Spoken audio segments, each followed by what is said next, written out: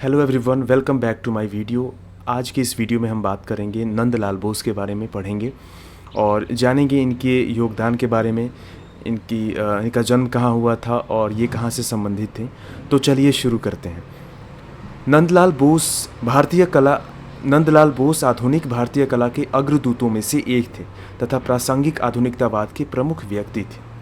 अवनींद्रनाथ टैगोर के शिष्य बोस अपनी भारतीय शैली की पेंटिंग के लिए जाने जाते थे। वे 1921 में कला भवन शांति निकेतन के प्रिंसिपल बने। वे टैगोर परिवार और अजंता के भित्ति चित्रों से प्रभावित थे।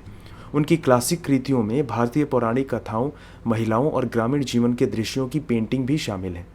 आज कई आलोचक उनकी पेंटिंग्स को भारत की सबसे महत्वपूर्ण आधुनिक पेंटिंग्स में से एक मानते हैं।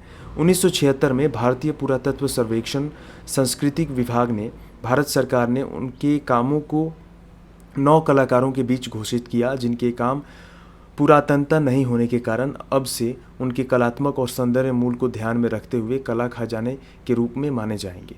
ठीक है, तो उन्हें भारत के संविधान को चित्रित करने का काम दिया गया था। भारत के संविधान को चित्रित करने का काम किन्हें दिया गया था?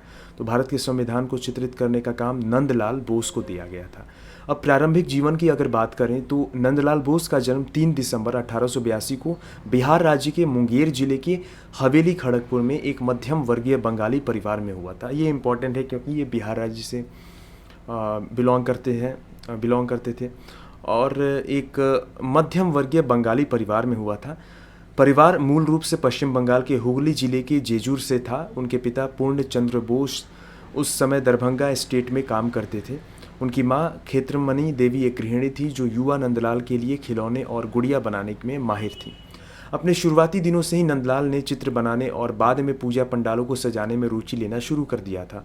1898 में 15 वर्ष की आयु में नंदलाल सेंट्रल कॉलेजिएट स्कूल में अपनी हाई स्कूल की पढ़ाई के लिए कलकत्ता चले गए। 1902 में अपनी परीक्षाएं पास करने के बाद उन्होंने उसी संस्थान में अपनी कॉलेज की पढ़ाई जारी रखी। जून 1903 में उन्होंने एक पारिवारिक मित्र की बेटी सुधीरा देवी से विवाह किया। नंदलाल कला का अध्ययन करना चाहते थे, लेकिन उनके परिवार ने इसकी अनुमति नहीं दी। अपनी कक्षाओं में पदोन्नति के लिए अर्हता प्राप्त करने में असमर्थ नंदलाल अन्य कॉलेजों में चले गए। 1905 में वाणिज्य का अध्ययन करने के लिए प्रेसिडेंसी कॉलेज में शामिल हुए। बार बार असफल होने के बाद उन्होंने अपने परिवार को कलकत्ता के स्कूल ऑफ आर्ट में कला का अध्ययन करने के लिए राजी कर लिया। आजीविका क्या थी उनकी? तो एक युवा कलाकार के रूप में नंदलाल बोस अजंता की गुफाओं के भित्ति चित्रों से बहुत प्रभावित थे। वे शास्त्रीय भारतीय संस्कृति को पुनर्जीवित करने की चाह रखने वालों कलाकारों और लेखकों के एक अंतर्राष्ट्रीय समूह का हिस्सा बन गए थे।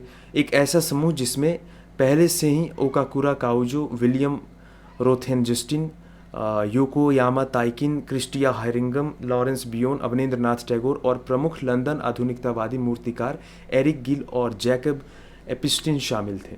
तो 1930 में नमक पर ब्रिटिश कर का विरोध करने के लिए महात्मा गांधी की गिरफ्तारी के अवसर को चिन्हित करने के लिए बोस ने गांधी जी की लाठी के साथ चलते हुए एक काले और सफ़ेद लिनोकट प्रिंट बनाया।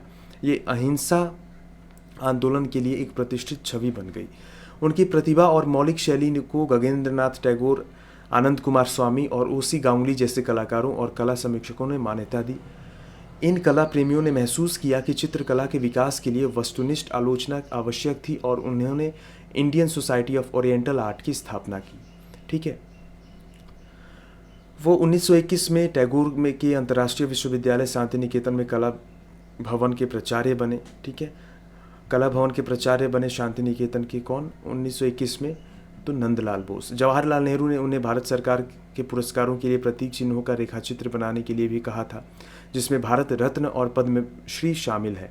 अपने शिष्य राम मनोहर के साथ नंदलाल बोस ने भारत के संविधान की मूल पांडुलिपि को सुशोभित यानी सजाने का कार्य किया।